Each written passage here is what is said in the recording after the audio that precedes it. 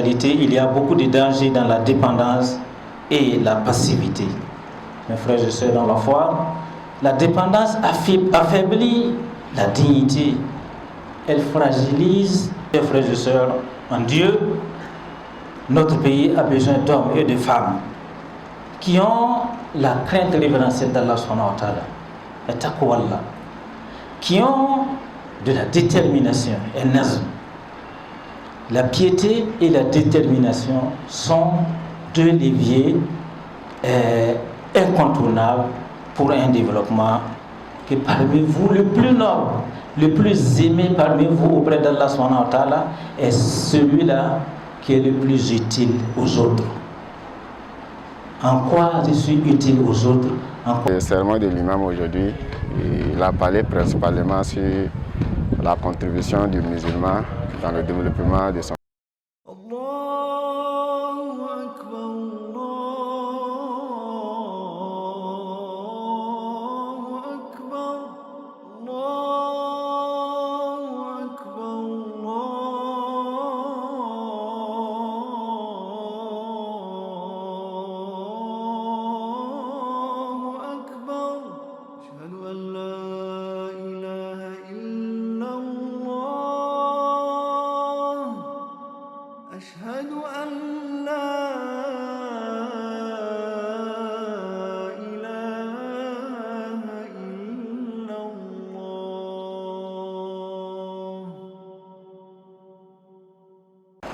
الحمد لله رب العالمين نحمده ونستعينه ونستغفره ونعوذ بالله من شرور أنفسنا ومن سيئات أعمالنا من يهده الله فلا مضل له ومن يضلل فلا هادي له وأشهد أن لا إله إلا الله وحده لا شريك له وأشهد أن محمدا عبده ورسوله اللهم صل وسلم عليه وعلى آله وأصحابه وعلينا وعلى عبادك الصالحين أجمعين يا أيها الذين آمنوا اتقوا الله حق تقاته ولا تموتن إلا وأنتم مسلمون يا أيها الناس اتقوا ربكم الذي خلقكم من نفس واحدة وخلق منها زوجها وبث منهما رجالا كثيرا ونساء اتقوا الله الذي تساءلون به والأرحام إن الله كان عليكم رقيبا. Alhamdulillah, toutes les louanges sont à Allah subhanahu wa ta'ala, le Seigneur du monde, le maître de la création. Nous le louons, nous implorons son aide et son pardon et nous cherchons refuge auprès de lui contre le mal de nos âmes, contre le mal de nos mauvaises actions.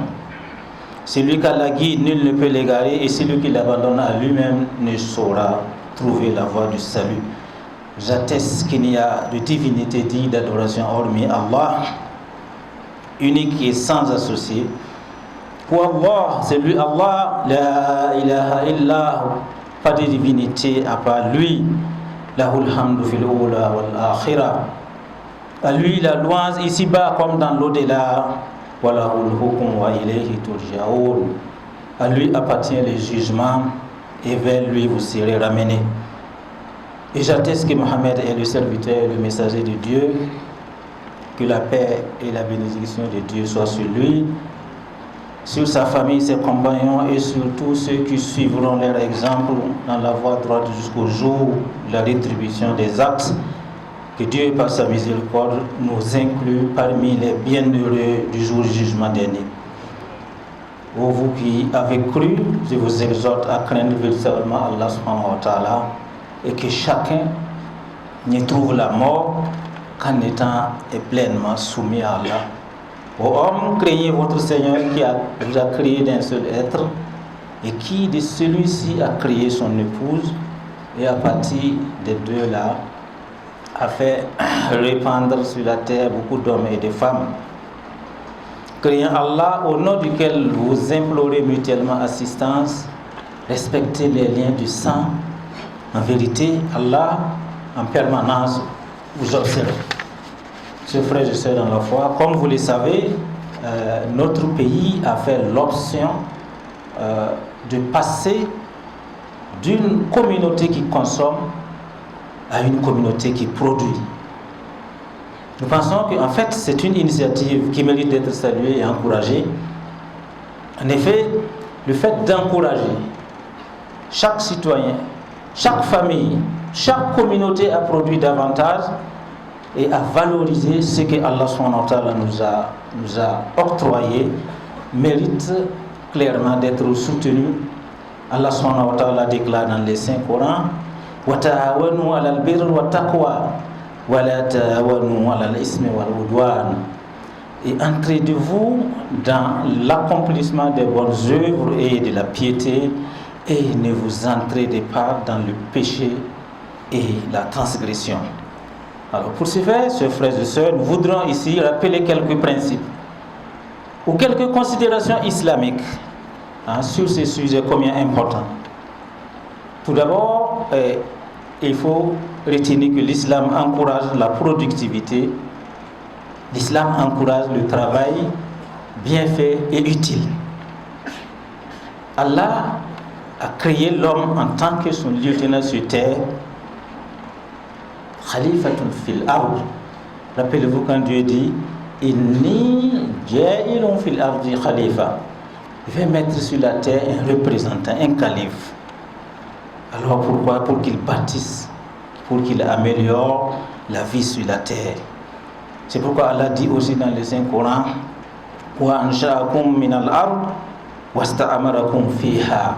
De la terre, il vous a créé et il vous a demandé de la construire, de l'exploiter. Sourate 11, verset 61. En outre, le prophète sallallahu alayhi wa sallam a dit que la meilleure nourriture est celle, n'est-ce pas, que l'homme gagne par son travail, par le fruit de son travail. Le meilleur repas que l'on puisse consommer, qui puisse être bénéfique pour nous, ici-bas et dans l'au-delà, pour nos familles, pour nos enfants, c'est la nourriture ou le repas que l'homme, n'est-ce pas, a eu par le fruit de son labeur. Et cela montre clairement que le croyant ne doit pas être un simple consommateur passif. Il doit être une force productive, un acteur utile à lui-même, aux autres. Il doit être quelqu'un qui apporte du bien à sa famille, qui apporte une plus-value à la communauté, au pays tout entier. Et c'est de cela qu'on a fortement besoin aujourd'hui au Burkina Faso, c'est-à-dire une énergie créatrice à travers un engagement qui est sincère pour quitter notre habitude de consommateur et aller vers un acteur qui crée, aller vers quelqu'un qui produit et qui innove. Parce qu'en réalité, il y a beaucoup de dangers dans la dépendance et la passivité. Mes frères et sœurs dans la foi, la dépendance affaiblit la dignité, elle fragilise la nation, elle fragilise les individus qui composent la nation. Le prophète sallallahu alayhi wa sallam disait toujours que la main qui donne est toujours au-dessus, est meilleure que la main qui reçoit en bas. Autrement dit, chaque fois la main au-dessus qui donne est meilleure que celle, n'est-ce pas, qui reçoit toujours.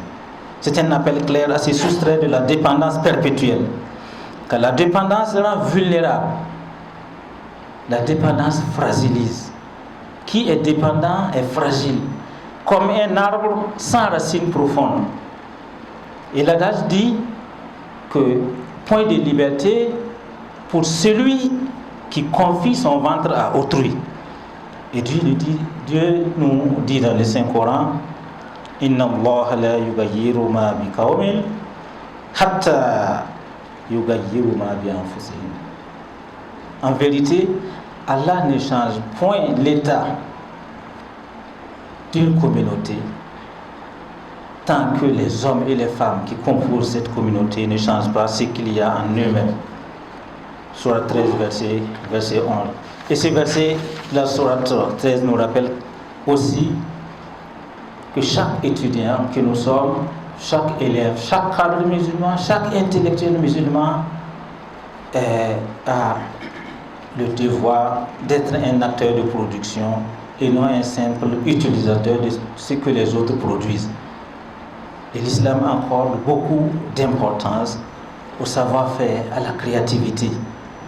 Chers frères et sœurs dans la foi, Allah nous a dotés des capacités d'intelligence, de créativité, de barakat. Et chaque génération musulmane a le devoir d'utiliser les compétences qu'Allah subhanahu wa ta'ala lui a données pour mieux servir la communauté. Et tout le monde reconnaît aujourd'hui que l'Afrique regorge de ressources humaines, des ressources très énormes. La terre avec ses nombreuses richesses, aussi bien sur sa surface que dans ses profondeurs. Il y a également une nombreuse ressources humaines africaines caractérisées par la jeunesse de sa population, une jeunesse qui est particulièrement audacieuse et reconnue par tout le monde. Et tout cela nous interpelle, chers frères et sœurs. En effet, notre responsabilité réside dans notre capacité à valoriser ce que Allah a mis à notre disposition. Et le prophète Mohammed sallallahu alayhi wa sallam, pour nous encourager à investir, il disait que quand quelqu'un plante un arbre et qu'un être vivant profite de cet arbre-là, que ce soit l'ombre de l'arbre, que ce soit par ses fruits, cela devient comme une aumône pour lui. Donc, la production devient adoration lorsque véritablement on est sincère dans son adoration. Chers frères et sœurs dans la foi, notre pays a besoin de notre savoir, de notre compétence, et de notre capacité à innover et de notre sens du progrès. Donc n'attendons pas toujours que cela vienne de l'extérieur. Contribuons tous, chacun pour ce qui le concerne, à construire un Burkina Faso autonome, productif et prospère. Qu'Allah nous y aide. Barakallahu li wa lakum fil Qur'anil azim. Wa nafa'ani wa iyyakum bima fihi min al-ayati wa dhikril hakim. Aqulu ma tasma'un astaghfirullah fastaghfiruhu innahu huwal ghafurur rahim.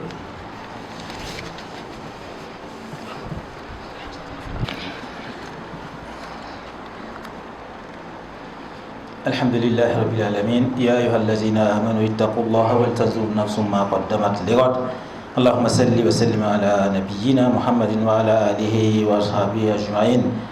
Chers frères et sœurs, gloire à Allah subhanahu wa ta'ala qui a prévu d'énormes récompenses pour celui qui s'investit à améliorer ses conditions de vie et améliorer celles des autres. Que la paix de Dieu soit sur le noble messager ainsi que sur tous ceux qui suivent son exemple. Une autre considération non moins importante concernant ce sujet est bien sûr le choix éclairé des orientations pour le développement. Et ça c'est important. En effet, Allah subhanahu wa ta'ala nous a doté de la raison et l'aql pour que nous puissions réfléchir, pour que nous puissions faire des choix éclairés. Et c'est pourquoi il nous invite à anticiper et à regarder, à construire notre vie ici-bas et notre vie dans l'au-delà. Et il nous interroge, vous qui portez la foi, craignez Allah et que chaque âme regarde ou voit ce qu'elle a avancé pour demain. Sourate 59, verset 18. Et ce verset implicitement appelle à être prévoyant, à anticiper, à réfléchir avant d'agir, à faire des choix éclairés, des choix sages, à planifier son développement spirituel, son développement social, son développement économique. Et aujourd'hui, choisir la voie du développement, chers frères et sœurs, c'est apprendre, c'est se remettre en cause, accepter d'apprendre, accepter de se former, de se réformer, de se perfectionner, respecter le travail et la discipline. C'est aussi encourager la jeunesse à être entrepreneur, c'est soutenir toutes les initiatives de portée communautaire et c'est promouvoir la transformation locale et préférer les produits locaux, c'est avoir tout simplement la volonté de bâtir notre souveraineté. Et c'est ainsi que nous passerons, Inch'Allah, d'une communauté de consommation à une communauté de production, une communauté forte, une communauté autonome, digne et intègre. Que retenir, chers frères et sœurs, en Dieu, notre pays a besoin d'hommes et de femmes qui ont la crainte révérentielle d'Allah subhanahu wa ta'ala, et taqwa Allah, qui ont de la détermination et nazm. La piété et la détermination sont deux leviers incontournables pour un développement harmonieux et durable. Car en fait, il s'agit de s'engager pour mettre sa foi au service du développement des hommes. Et c'est une noble mission. Quand on se rappelle que le prophète sallallahu alayhi wa sallam a dit que parmi vous, le plus noble, le plus aimé parmi vous auprès d'Allah subhanahu wa ta'ala est celui-là qui est le plus utile aux autres. En quoi je suis utile aux autres? En quoi je suis utile à ma famille, à mon quartier, à mon pays? Qu'est-ce que j'ai fait de plus? Qu'est-ce que j'ai dit qui peut apporter une plus-value à la construction de la nation? Parce qu'il faut se souvenir que ceux qui produisent sont maîtres de leur destin. Ceux qui ne produisent pas sont toujours dépendants des autres et sont voués, n'est-ce pas, au désiderata de ces derniers. Puisse Allah faire en sorte que nous soyons des croyants actifs, des croyants utiles et responsables, qui nous accorde la force de contribuer au bien-être de la nation, qu'il fasse de nos jeunes, de nos étudiants, de nos cadres et de nos intellectuels des moteurs de la production, des moteurs de la créativité, de la souveraineté. Voilà, accorde-nous une intention sincère, un travail bien fait et un cœur qui est apaisé. Qu'Allah bénisse notre cher pays, le Burkina Faso, qu'il y ramène la paix et la sécurité, la sérénité, aussi bien dans notre pays que dans la sous-région et dans le monde entier. Allah tawakkalna, Rabbana la tajalna fitnatan lil qawmi zalimin, wa najjina bi rahmatika minal qawmil kafirin. Oh Allah, en toi nous plaçons notre confiance. Oh notre Seigneur, ne fais pas de nous une cible pour les persécutions des gens qui sont injustes et délivre-nous par ta miséricorde des gens qui sont mécréants. Qu'Allah pardonne nos fautes, qu'Allah nous accorde son soutien en tout moment et en tout lieu. Allahumma innaka afuwwun karimun tuhibbul afwa fa'fu anna. Allahumma rabbana atina fid dunya hasanatan wa fil akhirati hasanatan wa qina azaban nar. ربنا ظلمنا أنفسنا وإن لم تغفر لنا وترحمنا لنكونن من الخاسرين.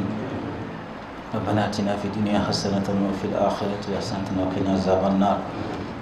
اللهم إنا نسألك من خير ما سألك منه نبيك ورسولك محمد صلى الله عليه وسلم ونعوذ بك من شر ما استعاذ منه نبيك ورسولك محمد صلى الله عليه وسلم وأنت المستعان وعليك البلاغ ولا حول ولا قوة إلا بالله. إن الله وملائكته يصلون على النبي يا أيها الذين آمنوا صلوا عليه وسلموا تسليما. اللهم صل على محمد في الأولين وصل على محمد في النبيين وصل على محمد في الآخرين وصل على محمد في الملائكة الأعلى إلى يوم الدين. ما شاء الله لا حول ولا قوة إلا بالله. اللهم صل على محمد وعلى آل محمد كما صليت على إبراهيم وعلى آل إبراهيم وبارك على محمد وعلى آل محمد كما باركت على إبراهيم وعلى آل إبراهيم في العالمين إنك حميد مجيد. سبحان ربك رب العزة عما يصفون والسلام على المرسلين والحمد لله رب العالمين. Le sermon de l'imam aujourd'hui, il a parlé principalement sur la contribution du musulman dans le développement de son pays. Voilà, en insistant sur la productivité. Ça veut dire que tout musulman doit s'investir à produire massivement et pour qu'on puisse se départir vraiment de la consommation, de l'exportation. Ça veut dire que la plupart des musulmans ne doivent pas être restés à l'écart parce que ce sont des recommandations de Dieu. Voilà, ça y va avec la foi du musulman, avec la contribution du musulman parce qu'il a dit que tout musulman doit être utile à sa communauté. Voilà, le musulman doit être utile à sa communauté, où qu'il soit, dans son quartier, dans son pays, il doit être utile à sa communauté. Et que les initiatives prises par les autorités du moment, il va avec la ligne droite de ce que le musulman doit faire.